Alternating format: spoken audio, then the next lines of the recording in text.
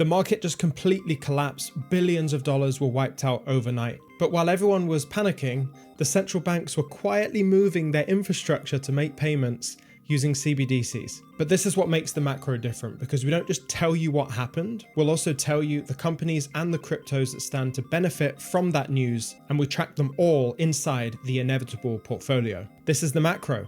Welcome back.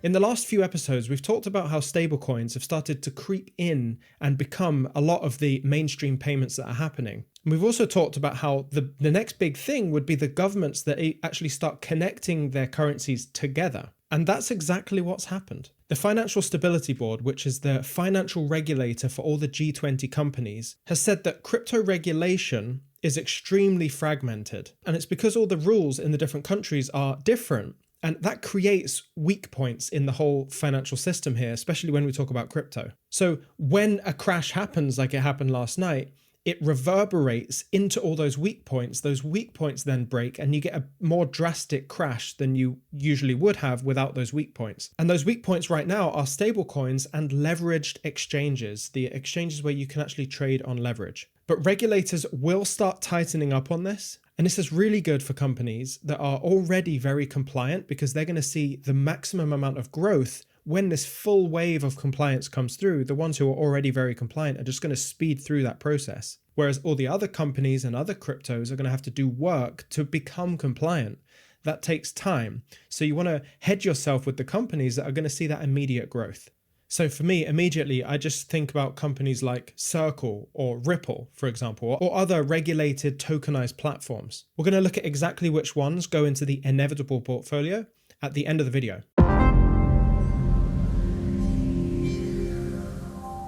Now on this channel over the years, we've talked about liquidity being this fundamental element of the financial system that is simply not going in the right direction. When you don't have liquidity, things start to go wrong. And analysts are saying that this crash that we saw yesterday was as a result of limited liquidity, not having enough money basically to move around. Now, this is happening because the Federal Reserve is keeping all their rates very high, but they're still draining the system. So that makes the central banks start to tighten up. And when central banks tighten up, it doesn't just affect crypto, it also affects the stocks, which means the entire financial markets, the whole economy starts to go into shock. That's what we saw last night. So this isn't a problem with crypto that we saw, crypto's failing and everything. That's not it. This is more about a lacking of liquidity in the entire financial system, just reverberating, hitting all those weak points that we talked about earlier, and just causing a big crash. And this is also why it's so important to make sure that your portfolio that you're building is a mix of short-term plays and long-term plays. The inevitable portfolio makes up majority long-term plays, because we're looking at the next 25 years here with this portfolio to really expand and grow with the new financial system. I guess that's just me trying to tell you, think long-term about these things, and the short-term kind of ups and downs won't play any role in your emotions. Because we're building these assets in our portfolios that have structural demand. Like, in order for the whole economy to grow, these cryptos, these companies have to grow in order for that to happen. And the other way around, in order for it to happen, these assets have to be involved. And that's just a way better way to look at it, rather than saying, okay, how am I going to get 100x in the next month? Now, quietly in the background, while all this was happening, Brazil and Hong Kong were actually doing a test between their two CBDCs to see if they could move from their own native CBDCs into the other native CBDC. I think Brazil has the Drex and Hong Kong has what's called Ensemble. These are their wholesale CBDCs. These are the CBDCs that banks will use to communicate to each other and make payments between each other. And you want to hear something absolutely fascinating that our researchers dug up here? They used Chainlink in between Drex and Ensemble to actually make that conversion, to make that instant settlement, that cross-border payment in a fully verified environment.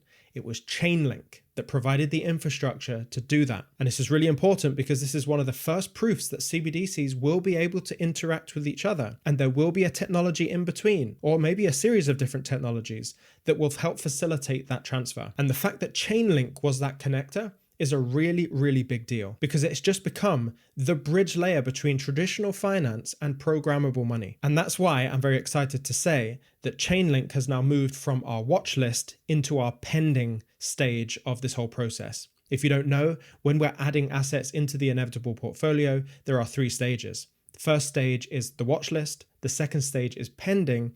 And if we get a bit more news and a bit more information about that asset in the pending file, we'll then move it into the inevitable portfolio. And this is the kind of thing that we're tracking here, the assets that are fundamental to making this whole new system work. And Chainlink is now in the pending stage. So in the last 24 hours, about 489,000 traders were liquidated out of their positions. That ended up being about $1.2 billion. And it's the second crash we've seen in a very short period of time. Bitcoin even fell just below 100K. XRP saw it drop all the way down to $2.10 or something. It was heartbreaking to watch. But I just want to make it very clear, all the data seems to suggest that it wasn't manipulated. This is purely just leverage trading playing out. When people do leverage trading, they're borrowing too much. And then when the prices move outside of where they're comfortable with, the prices start to cascade and automatic triggers happen and stop losses happen. It just goes and just comes all the way down. It creates a falling knife situation. So it just keeps dropping until there are no more orders to execute on. But the really great thing about these crashes is that it is essentially a stress test. It shows us which platforms, which exchanges have issues in these types of stressful environments, and we can position ourselves not with the exchanges necessarily, but we can look at who is solving, what companies are solving the problems of these crashes to go against these infrastructure risks. This is what the macro is all about. We're trying to piece these pieces together to see who's part of the problem, who's fixing the problems, and which companies and cryptos stand to inevitably grow when this transition happens. And by the way, it's already happening. I don't know why I keep saying when this new financial system happens. It's happening right now. And every episode of the macro is highlighting how step by step, these things are just happening. We need to position ourselves appropriately.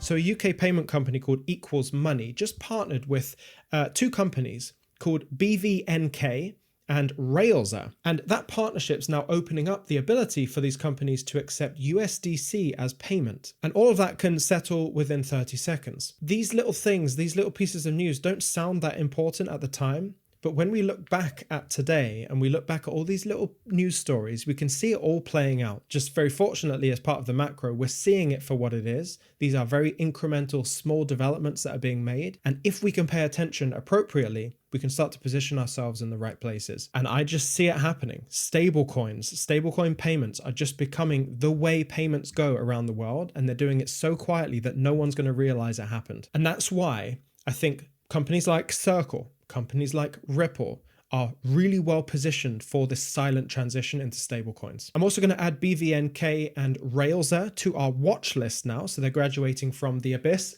into the watch list.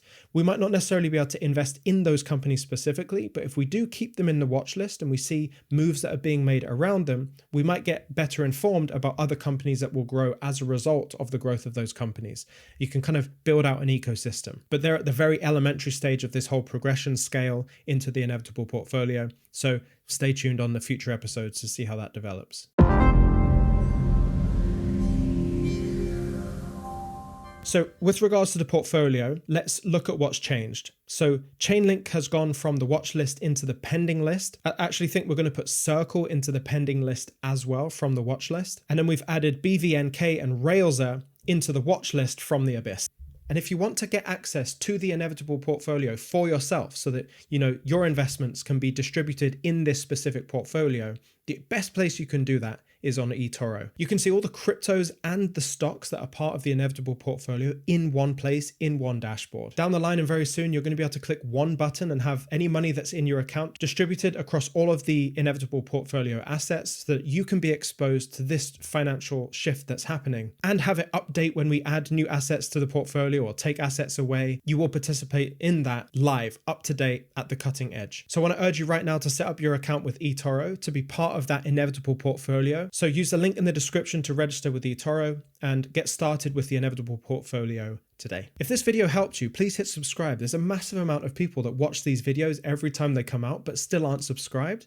It just lets me know that you enjoyed it if you hit the subscribe button, hit the like button, and then also share it with a friend if you think they would find this valuable as well. In the next episode, we're going to keep developing the inevitable portfolio, see if we can move Chainlink up from the pending phase into the actual inevitable portfolio, but we certainly need news to justify that. Over time, we're going to build an insane portfolio here that will participate in this massive financial shift that's happening. Stay emotionless. I'll see you in the next one.